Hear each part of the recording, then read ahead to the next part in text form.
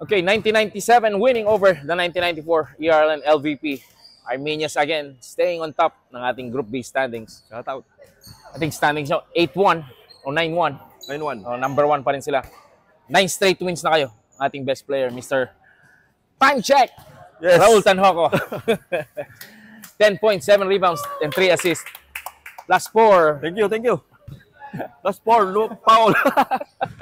Anyway, congratulations, sir. Thank you. Ang ganda ng pinakita ng Armenians over 1994. Pero, naidikit pa rin ng 1994 yung laro natin. Even though 5 lang sila.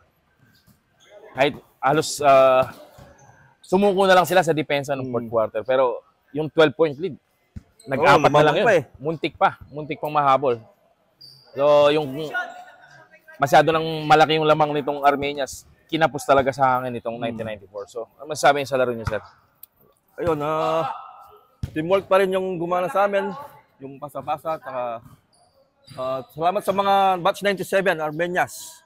At least hindi ako nag-graduate ngayon. Time check, 4 fouls lang. Kasi every game, graduate ako eh. Ay, nice. Salamat kay Boss Glads. Yes, pero yung Armenians, kudos sa teamwork nila. Nakikita natin teamwork. Yung passing. Talagang hinahanap nila yung open guys sa loob ng court. Ito yung reason kaya number 1 talaga sila standings. 9 straight wins. So, mabigat yun. At team to beat contender natin itong sa Group B, itong 1997 Armenians. So, congratulations again. Thank you, sir.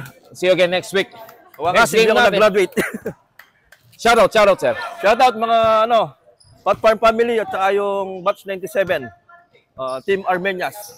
Teamwork lang talaga ang ginagawa namin. Thank you. Saka yung time check, wag niyong kalimutan. Alright. Next game natin, Group A, 1987 Giant Slayers versus 1990 Game Farm. Right. Passion never ends. Reign of the band. From dusk till dawn, we defend our land. Kings of the North, we take a stand.